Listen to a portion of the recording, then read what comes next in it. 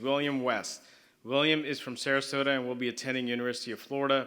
His parents are Bill and Kelly Vest, and William's father works with CDM Smith. So, William. Good morning, everybody. My name is William Vest. In a week, I'll begin attending the University of Florida as a member of the Honors College in the UF NROTC unit.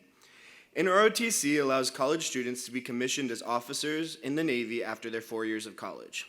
My grandpa was a commander in the Navy.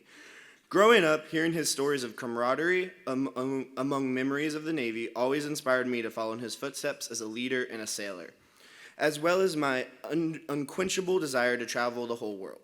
To retain my spot in the NROTC program at the University of Florida, I was required to undergo an indoctrination of sorts to show my honor, courage, and commitment to the Navy and my country.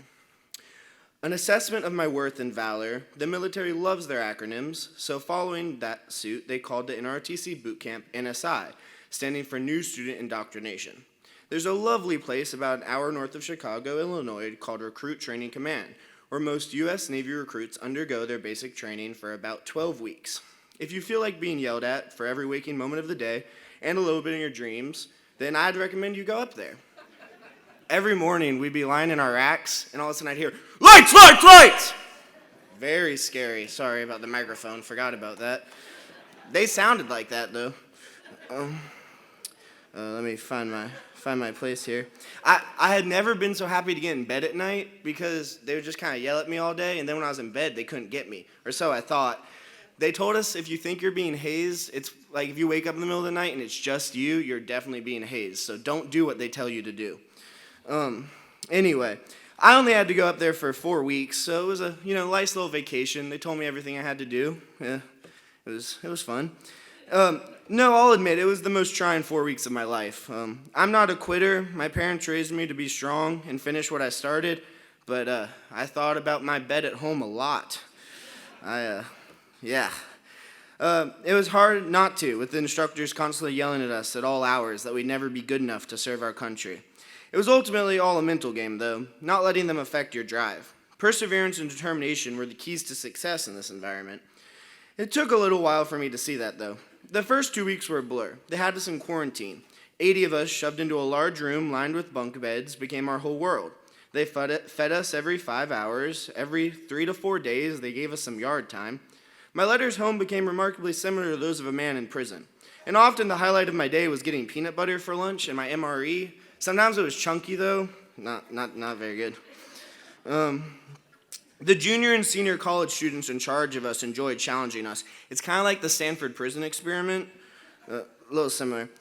They required us to make our beds in less than 2 minutes. It took me a while, but I figured out eventually you can never make it fast enough. Every time you make it, they cut off a little bit more time. But that messed with my brain for a while. We would clean the floor with bleach for hours and have us stand at attention for ages, doing absolutely nothing. I've never had so much time to think in my entire life. The latter 2 weeks of the training were a challenge of a different type. Day 1 of actual training started with the remaining 330 of us. 30 students dropped and went home during the 2 weeks of quarantine. Standing information. We were oblivious to the struggles of the next 14 days. Out of nowhere, 3 Marines ran out from another room, screaming at us to get outside and start running. For the next 4 hours, they chased us all over RTC, randomly having us drop to the ground and do push-ups or planks or whatever strikes their fancy, until we're yelling as loud as they want. They would tell us to open our faces, and if you didn't open your face, bad things happen. As much as it sucked, it was here I got to see a little bit of that famous Navy camaraderie. All of us pushed each other to not give up while we ran. It was during that aspect of training that what I consider to be a life-changing experience occurred. I was on the ground, crying, trying to do push-ups. It was around hour 3 at this point, and it was more me just laying in the mud face down. Behind me I heard, "Hey you, yeah you, the one eating dirt, are you crying?" It was Senior Chief, the senior enlisted of the whole training. I had seen him around in my time there, but I hadn't had a chance to talk to him, being yelled at and everything. I, of course, said no, not wanting to admit I was crying. He exclaimed, "Yes, you are. That's okay, though. That's good for you. That's the weakness leaving your body."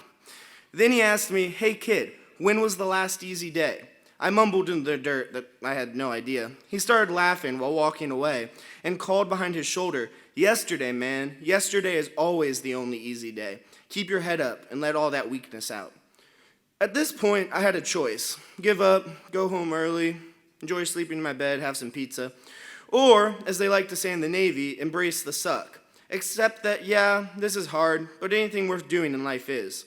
From that moment on, I've been trying to take the senior chief's words to heart. The only easy day was yesterday. Those words help motivate me to live every day to the fullest, putting every single ounce of myself into everything that I do.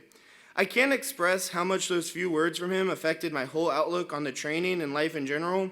For the next 2 weeks after that, whenever it got hard, and trust me, it did, I would remind myself that the only easy day was yesterday. You just have to keep moving forward. It's something solid to hold on to in the whirlwind of challenges that we call life. I hope to hear this advice and take it with me, utilizing it into college and beyond. The FTBA Scholarship, which I'm so grateful to have been awarded, will immensely help me in utilizing this belief and stretching every day to its full potential. Thank you.